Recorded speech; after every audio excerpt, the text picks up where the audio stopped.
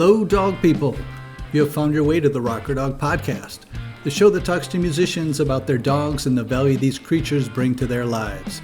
I'm your host, Tim Dill. Panting his vomit-scented breath on me is my dog, Charlie, and together we are happy to welcome Erin Barth-Dwyer of the band Overheard to the show. Overheard just released their debut album, Intertwined, on October 25th on Dromedary Records, and this is her transformative Rocker Dog.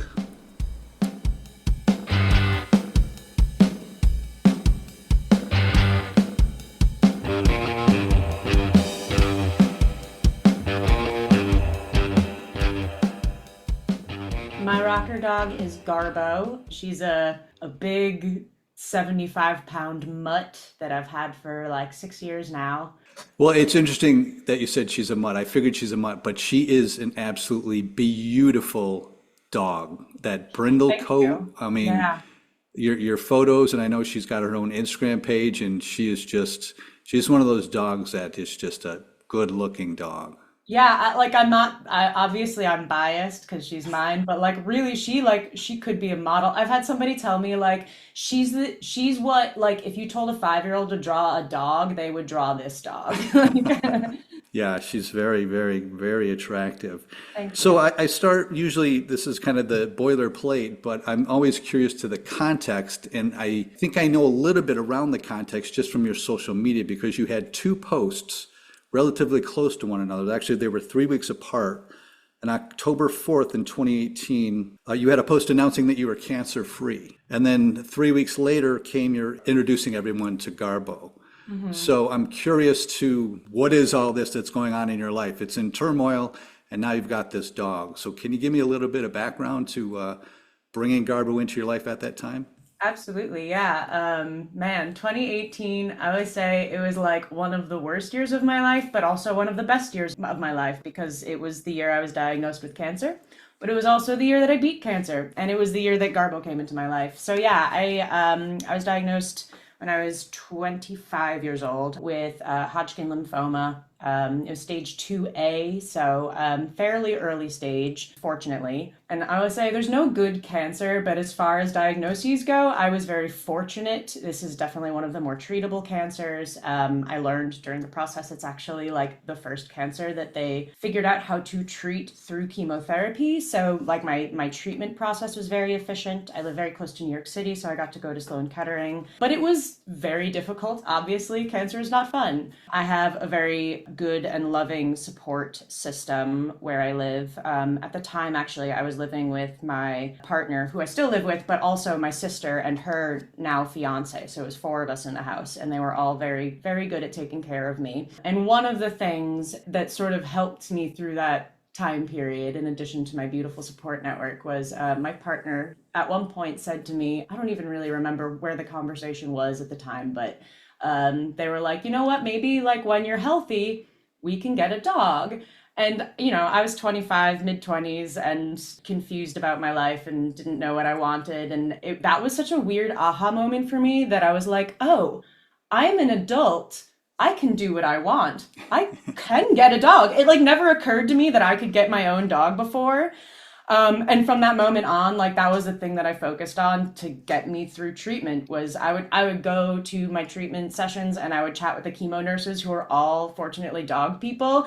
And we would like sit and like scroll through like Pet Finder, Adopt a Pet, and like look at the different dogs. Not that I was ready to be adopting a dog at that moment, but you know, the excitement around that, the anticipation was one of the things that sort of carried me through the remainder of my treatment at the time. And so I concluded treatment, and then I believe later I went back for like a follow-up scan to make sure that everything looked good, and everything looked good. 6 years later, everything still looks good, thankfully. Good to hear. But yeah, that was the day that it was determined like, yes, you're officially cancer-free. You can come back in 6 months for another scan, but from now on, you are considered in remission. And that was the moment at which I was like, all right, we're getting a dog. So what was the process of actually finding Garbo?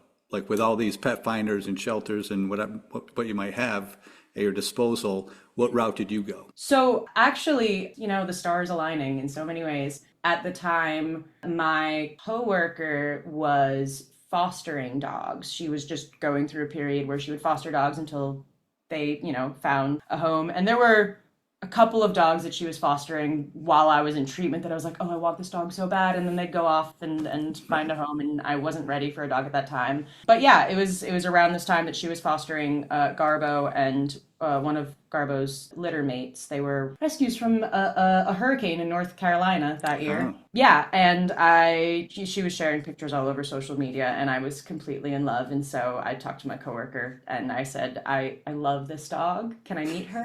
And she said, yes, of course. And so, it helped that I had her advocacy on my side through the whole adoption process with the rescue.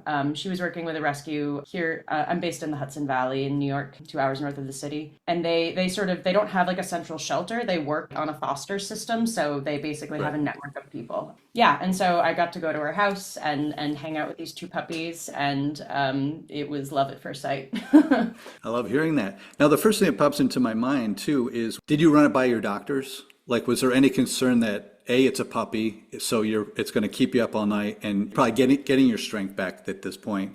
Sure, yeah. And two, is the puppy the healthiest thing to have around and lick your face and this and that? I was worried about that. Yeah. I mean, that was a huge factor in why I wasn't going to adopt a dog while I was in the middle of treatment. I did talk to my doctor about it, and he gave his full blessing. I think that he realized that, the benefits of the healing nature of having a relationship with an animal like a dog far outweighs any of the possible risks.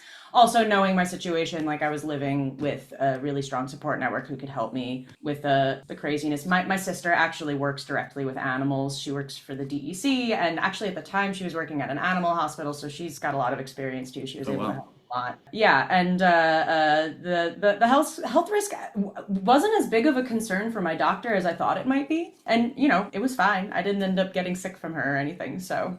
Yeah. I mean, I can see that even asking that question, I can't really pinpoint anything that a dog health-wise gives to a human. It's not like you catch a cold from a dog or anything else. Right. Exactly. And also on this podcast, we'll discover if you kiss your dog on the mouth or not. So we'll get to that later.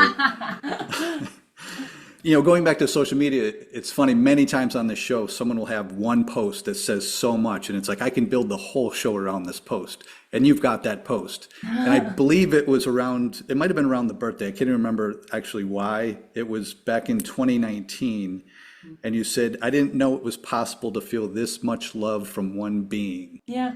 Yeah. And I want to ask you what your thinking was behind it, but you said she comforts me. So I suppose that's more of a emotional support. Yeah, definitely. And maybe physical too. I know she's very cuddly. She's on your lap a lot. Well, not so much anymore. When she was a puppy, she's a little too big now, to be honest. 75 pounds, yeah. Yeah, she's a decent sized dog. I wish I do. I would suffocate under her if she would put her weight on me. Yeah, I always joke and I say to my long-term partner, we're like officially domestic partners as of earlier this year now, and I still say to them, like, I've never known a love like the love from my dog. I love you, and like we've got a great relationship, nothing wrong with it, but you don't make me feel loved the way this dog makes me feel loved. And the love that I feel towards her, it's just so pure and uncomplicated by human baggage. Yeah. It's just so innocent and so raw, and it is what it is. She loves me and I love her, and she understands me in ways that I don't even. Like, the whole healing journey of cancer is so much more than the physical healing. There was a lot of emotional healing, a lot of trauma to sort of work through in the years after. And there were so many times where I was feeling some kind of way and not even really fully recognizing that or acknowledging it. And she would tune into that. And, she's a rambunctious and energetic dog, but her disposition would turn softer, and she would know how to approach me more gently if I was in some kind of mood, like she would turn on the snuggles and off the play. And I love that. She's the love of my life. Well, I love to hear that. Continuing on with that post, you went on to say, makes me laugh. Now, is there anything in particular that brings out a laugh in you? Oh, yeah, she's a very goofy girl. I think one of my favorite things that she does is she smiles And it looks terrible. It looks a little scary, especially as a 75-pound dog. She does like this thing, and she's waggling her whole body, and she does that as like a greeting. And from what I understand, because I've done so much research, that can be a sign of aggression or like an appeasement gesture, but it's all very contextual. And I know now from 6 years of this dog that for her, it is like a greeting and a sign of affection. She does it every morning when we wake up.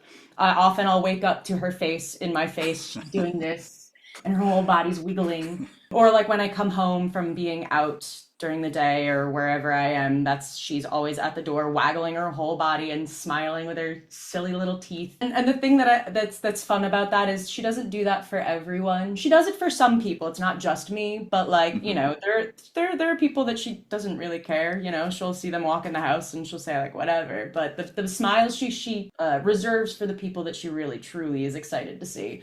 Yeah. It's funny that you mention it because my sister-in-law's dog does that. Has that smile that it's like, it looks like, are you growling at me? But just the whole wagging of the tail and, you know, kind of. Yeah. So an interesting thing that I learned, because she is a mutt, but I did do the DNA test because I was really curious, and she is a lot of different things, but the predominant breed, she's like close to 40% Rottweiler. And I never would have guessed that, but now that I know it, when I see, like, look at her at certain angles, I'm like, oh, I see the Rottie in your face. Also, she's such a mama's girl. Like, she's so loyal. She's so attached to me. That feels very Rottweiler. But the one thing that I found really interesting is I went into a coffee shop with her once, and she was really into the guy behind the counter. She started smiling at him and wagging him. We've never met him before, but like clearly she understood something about him. She liked his vibe right off the bat. And he took one look at her and he goes, oh, she must have Rottweiler in her. And I was like, that's crazy. I didn't know, like, how would you clock that? And he said that he grew up with Rottweilers in his family and that was a really distinctively Rottweiler thing. The smiling as a form of affection, as a form of greeting, like all of the Rottweilers that he had known had done that. Yeah. Well, it's just great that she picked him out as well. Right, yeah. Well, that's another thing. She's a great judge of character. If she doesn't like somebody, I don't like them. You went on to say she challenges you. How so? Well, you know, I did, when I adopted her, she was a puppy. I got her, she was only 10 weeks old. Yeah. Obviously, I knew that raising a dog is work, that owning a dog is work. It's responsibility, and there's a lot of effort that goes into training a dog. And that is especially true when you have them since puppyhood. There's a lot of sort of like time-specific responsibility, making sure that you expose them to enough different sources of stimuli when they're young enough that they don't develop fear or some sort of reactivity to certain things, if they don't meet a certain type of person or hear a certain type of sound that could develop lifelong phobias of these things. It's not the same thing as raising a human child. I don't have a human child, so I don't know, but I know it's not the same thing, but it's not dissimilar either. Yeah. You know, they each have their own unique challenges. Sure, exactly. And I couldn't explain the way that I love this dog any other way than saying it's a maternal love. Yeah. That's 100% the love that I feel for her.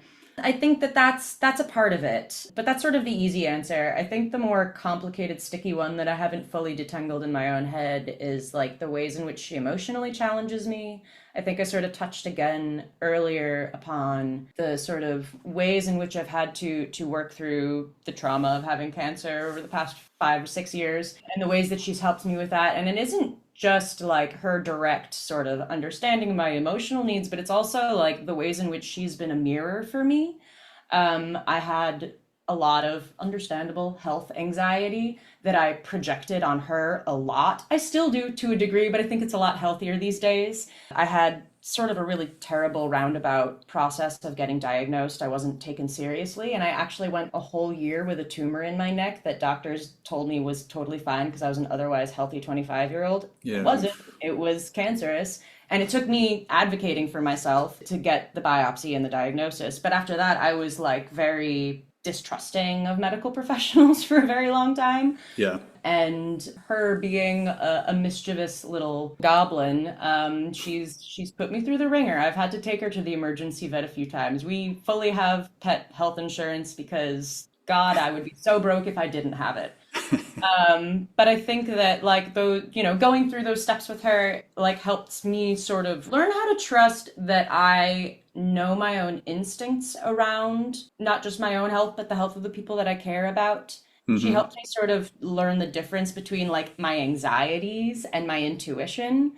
And she helped me learn sort of what my boundaries are and what my needs are within like the medical world, not just for myself, but like with a vet. We shopped around a lot to find like a vet that I felt comfortable with, that I felt like cared for her the way that I care for her. And doing that with her sort of helped me do it for myself. Okay.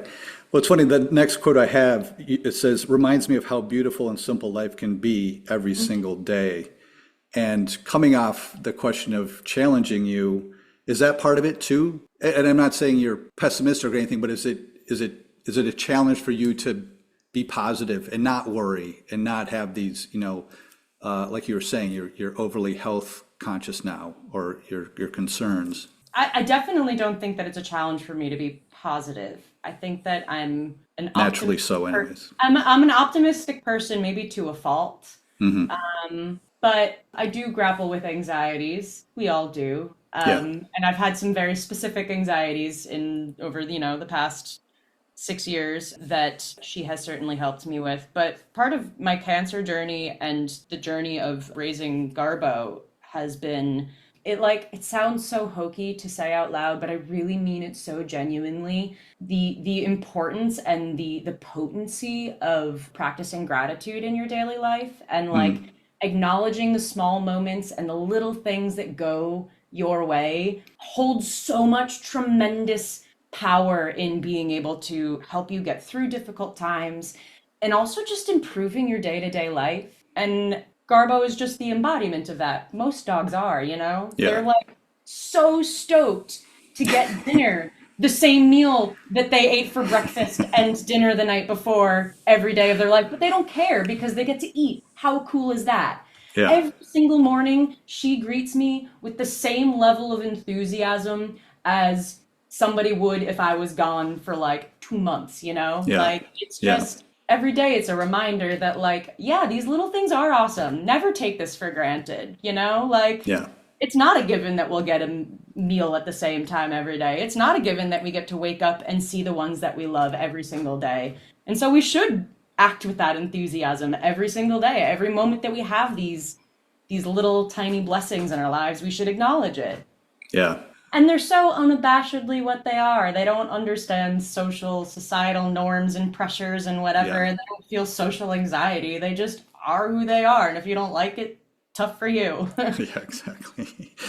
Well, you ended it with, I have been completely transformed into one of those crazy pet parents, which I love. And Yeah. it always makes me ask, who in your circle rolls their eyes the most at you? It used to be my dad, but I think that He's he been won loves over this by dog. Garbo. He loves this dog, and she loves him too. She's one of the Yeah. people that she smiles for. She doesn't smile for everybody, but she smiles Yeah. for my dad. Yeah, and I think he didn't get it at first, but yeah, he's got a dog of his own now that he adores, and he'll call me for advice on her all the time, and it's cute. And they get along, the two of them. When I go to visit him, they run around in the backyard and have a great time. I'd say probably that. Okay. Well, whenever I have an artist on the show, I'd like to talk about their music, especially when I can relate it back to a dog. And sometimes I can't always do that. I ask if the dog tours with them, if the dog's on the record, if the dog barks on the record, if they're in the studio. Your band Overheard has a new album, which has been out by the time we've recorded this, October 25th, your debut album. And there's a song called Greta on Yeah. there. And the lyrics seem very pointed to what we just finished talking about. Yes, that is correct. I guess I can assume how that song came about, but take me a little bit through the process of bringing that song to life. Yeah, I mean, musically with the band, we write songs in a variety of different ways. Sometimes I'll come with like a fully fleshed thing and everybody adds in, and sometimes our other guitar player who off sometimes writes will come with the same thing, and sometimes we come together and we just have pieces of ideas. And so this one was a little bit more that our lead guitar player came with this cool riff, and I sort of started to build on that. And then they were like, you should write the lyrics to this one.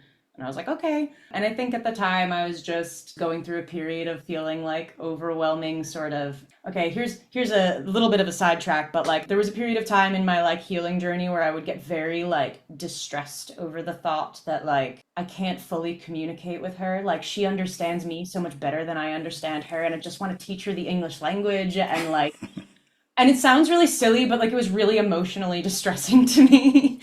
Yeah, and like, one of the things that sort of helped me work through those feelings was like the practicing gratitude and understanding how much I love her and how much she's transformed my life for the better. And so it just felt natural that I wanted to write a song in ode to that. A lot of our songs are kind of moody and darker, and the instrumentation of this one felt a little bit more upbeat. So it's not like a sunshiny, bright song. It's still sort of within our greater framework of how we like to express ourselves as a band. But it felt upbeat enough that I was like, this feels suited to her, or like it would do her justice. And so yeah, I wrote the lyrics, and we sort of pieced together all of our little puzzle pieces, and we shaped the song about Garbo that we called Greta. But everywhere I go, people will say, "Oh, Garbo, like Greta, the actress from the 40s or whenever." Yeah. A lot of times I'll just smile and nod and say yes, because it's easier than explaining all of that.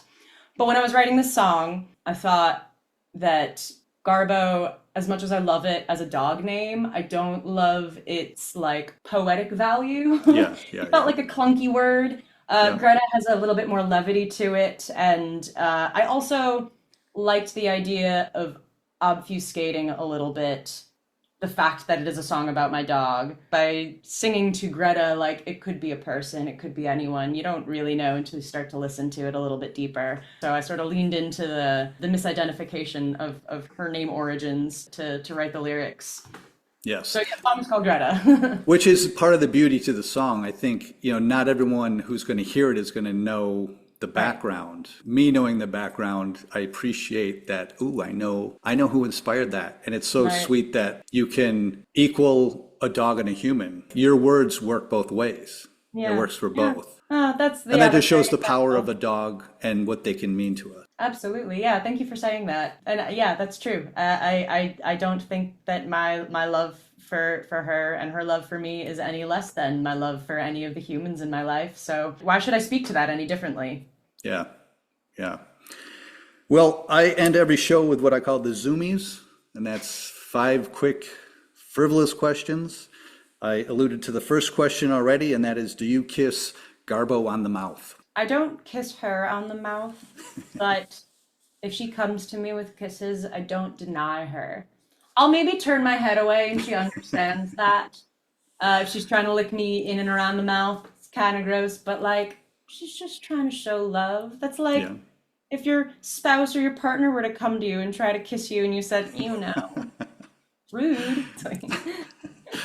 Question 2, does she have a theme song, which we just went over? She has a song written about her, but does she have a song in your head that, when she enters the room, or do you find kind of you're singing out loud? I make up a song for her every morning. That is a part of our morning routine. Is I wake up and I like press brew on the coffee pot, and while that's brewing, before I feed her breakfast, she demands that I give her some belly rubs, and so I give her belly rubs and I sing her a song, and it is always different every morning. There a lot of the rhyming scheme is like dog rhymes with frog and log, so or Garbo Bean rhymes with queen, so she's a puppy queen. It's the lyrics aren't always the most original, but the melody depends on the day. Yeah, that's great. Question 3, if she went on tour with you, what would she want on her tour rider? Oh gosh, such a good question. Peanut butter stuffed Kong every night. For obviously. Sure. She actually, another part of our morning routine is while I'm drinking my coffee, after she's had breakfast, she gets a bone stuffed with pumpkin puree that I put in the freezer. It's good for their teeth, good for her digestive system. And so I would say that's her cup of coffee. So she would definitely need that in the mornings. Don't talk to me before I've had my pumpkin bone. Could be a t-shirt. Yeah, merch idea. Question 4 is, do you have a dog voice? And that's kind of a 2-parter. Do you speak to her in a dog voice? Do you go high pitch or head voice? And the second part of that is, do you project a dog voice for her as if this is what she would sound like? People ask me that a lot, and I don't. My partner does. My partner has a Garbo voice. I couldn't even begin to sort of emulate it. It's very silly and goofy, and I don't think it is what she would sound like if she spoke, but I go along with it. Yeah, I don't know. I speak to her like a person That's because good. that's how I Peer to think of her. peer. Yeah. That's respect. Okay, last but not least, is there a dog service or an organization that you'd like to give a shout out to for doing good by our dogs? I have one very specifically near and dear to my heart, Dizzy's Doggy Daycare in Ackerd, New York. I try to send Garbo at least once a week. She loves it there, and they love dogs in the way that I love dogs, in the way that I think that you love dogs. They really go the extra mile. Ackerd is about 25 minutes south of me. So it's not the most convenient, but it's worth it. And they make it more worth it by sending a bus. Yes, I put my dog on the bus in the mornings. They drive her to school. We call it school. On her first day, they send her back with a report card saying this is how she behaved. It was very good. This was her friend. They do all sorts of activities with her. They did like a painting thing. They got little canvases, put them in a Ziploc bag with like a few squirts of paint, and then they put Oh, like right. water outside of it so the dogs That's lick great. it. I have a painting hanging in my kitchen that my dog made that they do at this daycare service. They go the extra mile, and I appreciate them and I love them, and it makes me feel good if I have a really busy day as a musician who also works like a full-time 9 to 5. There are some days where I'm working all day and then I have band practice and I just don't have the time to put towards her that she deserves. I Yeah. can feel good sending her to school knowing that she's going to have a very good day. That's right out of Instagram where you see the bus pull up and the dogs Yes, get on and there's all these other dogs in the seats. exactly. Yeah, that's her life. Well, Erin, thank you for giving me your time and telling me all about Garbo. I mean, like I said, I saw those pictures. I'm like, what a beautiful dog, and I couldn't wait to hear all about her. And it's funny, my impression was she was such a good, well-behaved dog. Gets on well with other dogs. It seemed like she gets on well with the cat. It's all these things. I do a little bit of volunteer work at our shelter. It's all the things that make a dog really adoptable. So it's really nice to see a dog out there that's straight A's. Yeah. She's thriving. She's living her best life. Well, I appreciate you giving it to her. Well, yeah, I appreciate her giving it right back to me. So Yeah. And best of luck with the new LP, the thank you debut so much. LP. And we'll hope to see you on the road in our neck of the woods soon. Yeah, hopefully soon. That'd be great. All right, Thank you take care so of much. yourself. You're You welcome. too. Bye.